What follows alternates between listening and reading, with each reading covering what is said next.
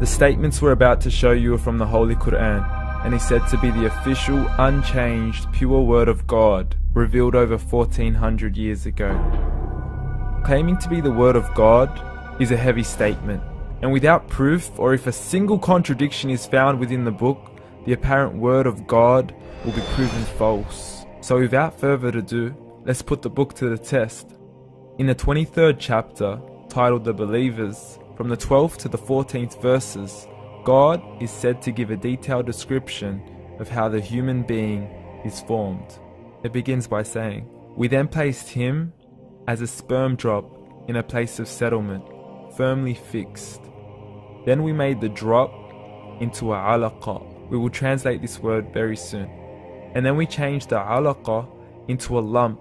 Then we made out of that lump into bones. And then we clothed the bones with flesh. Then we caused him to grow and come into being and attain the definitive human form."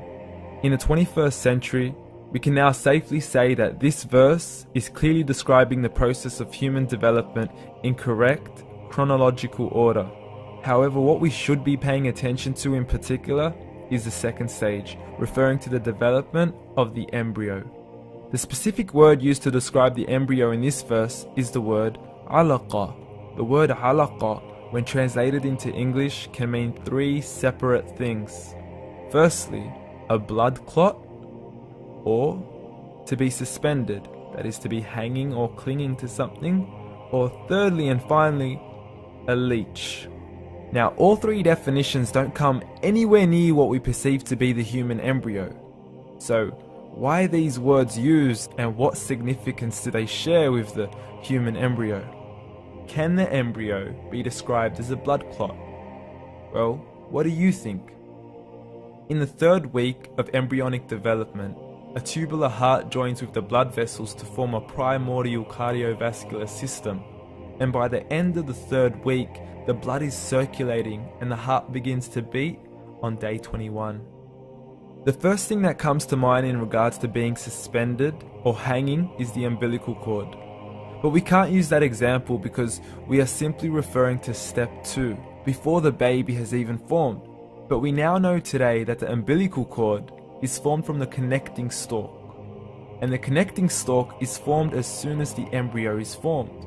The embryo's connecting stalk has even been described by John Allen and Beverly Kramer as an object to suspend the developing embryo in the extra-embryonic column.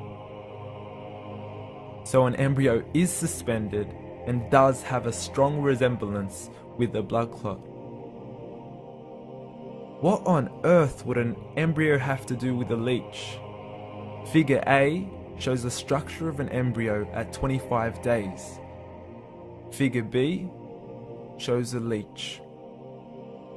Now please note once again that the embryo in this stage is no greater than the size of a kernel of wheat. This is an X-ray of the embryo at 22 days. This is the internal structure of a leech.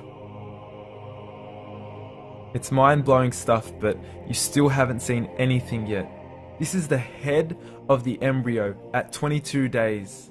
The detail you are seeing right now is absolutely impossible to be seen with the human eye and can only be seen with a microscope. This is the back end of a leech. There's no other words used to describe this other than mind-blowing. The pictures we have shown you are impossible to be seen with the human eye or even to be predicted by the human mind. Once again, the verses we have shown you were revealed over 1400 years ago to a man who couldn't read nor write. Are these the words of God? Descriptions of the human embryo in the Quran cannot be based on scientific knowledge in the 7th century. The only reasonable conclusion is that these descriptions were revealed to Muhammad from God, from God, from God, from God.